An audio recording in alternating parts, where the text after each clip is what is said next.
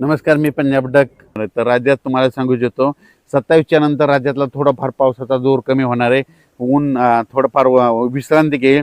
2-3 दिवस विश्रांती घेईल आणि त्याच्यानंतर 31 जुलैपासून ते पुन्हा 4-5 ऑगस्टपर्यंत 31 जुलै ते 5 ऑगस्ट परत त्या 5 दिवसामध्ये परत पुन्हा राज्यामध्ये थोड्या पावसाला सुरुवात होणार आहे म्हणून हा अंदाज सर्व शेतकऱ्यांना लक्षात यायचा. त्याच्यानंतर आता म्हणजे विशेष म्हणजे आता पंढरपूरची यात्रा आहे. तर पंढरपूरची यात्रा जी येत असताना त्यांना वाटत मात्र ह्या 3 दिवसामध्ये 22, 23, 24च्या दरम्यान त्यांना तिकडे पाऊस भेटणारच आहे. पण खूप काय मोठं नसणार, फक्त आज आणि ह्या 2 दिवसामध्ये थोडा जास्त भेटेल. पण 25 तारखेला म्हणजे यात्रेच्या दिवशी म्हणजे पंढरपूरच्या यात्रेच्या आषाढी एकादशीच्या दिवशी तिथं मात्र रिमझिम पाऊस पडणार आहे म्हणून हा अंदाज त्यांनी लक्ष द्यायचा. आजूबाजूच्या परिसरात देखील पंढरपूर तालुक्यात देखील पाऊस पडणार म्हणून त्यांनी देखील अंदाज लक्षायचा. आटपाडी इकडं क्रूडवाडी त्या परिसरात देखील पाऊस पडणार आहे.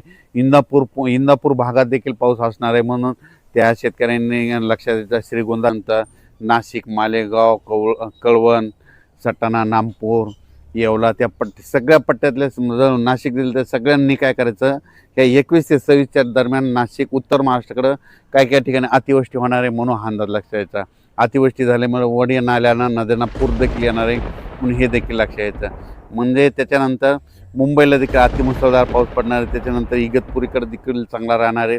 संगमनेर, अकोले, ओझर, गणपती त्या परिसरात देखील जोराचा पाऊस पडणार आहे. जुन्नर, सिन्नर तिकडे जरी खूप या 21 ते 26 चांगला पाऊस पडणार आहे. त्याच्यानंतर कोकणपट्टी घाटमाता म्हणजे रत्नागिरीपासून इकडं पालघरपर्यंत ते घाटमाथ्यावरला पाऊस जोरात मुसळधार चालूच राहणार आहे 26 तारखेपर्यंत म्हणून हे अंदाज लक्षात यायचा.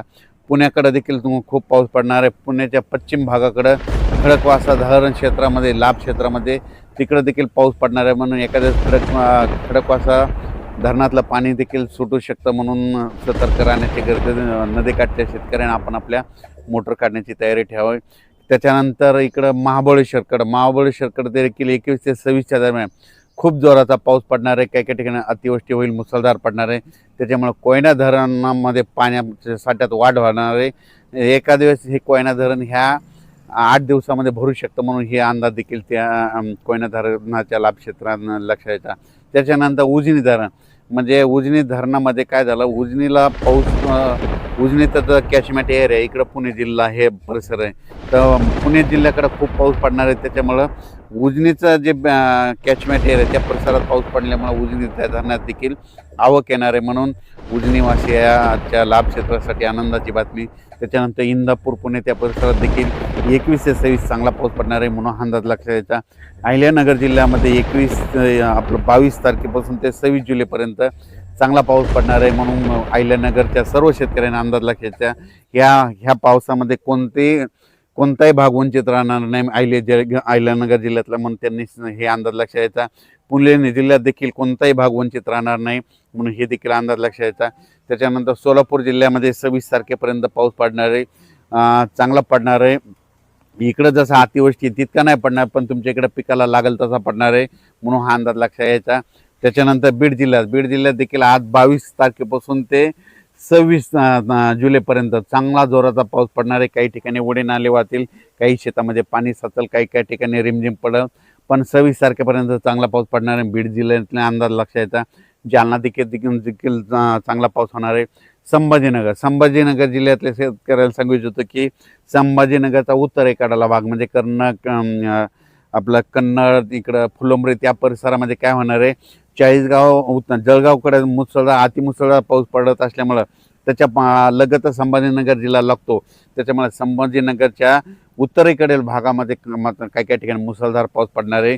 छोटे जे तळे असतील त्याच्यात देखील पाणी येणार आहे म्हणून हा अंदाज त्या संभाजीनगरच्या सर्व जिल्ह्यातल्या शेतकऱ्यांनी लक्षात यायचा. पैठण तिकडं कोपरगाव, राहता, शिर्डी ह्या परिसरात बी चांगला पाऊस पडणार आहे म्हणजे त्यांच्यासाठी आनंदाची बातमी. त्याच्यानंतर आपण परत परभणी जिल्ह्याकडे वळू. परभणी जिल्ह्यामध्ये आज 22 तारखेपासून ते 26 तारखेपर्यंत चांगला जोराचा पाऊस पडणार आहे. रिमझिम राहणार आहे, काही भागात जोरात पडणार आहे म्हणून हा अंदाज लक्षात यायचा. जिथं चांगलं ऊन पडेल तिथं जोराचा पाऊस पडेल म्हणून हा अंदाज लक्षात यायचा. 26 तारखेपर्यंत परभणी जिल्ह्यात देखील चांगला पाऊस आहे.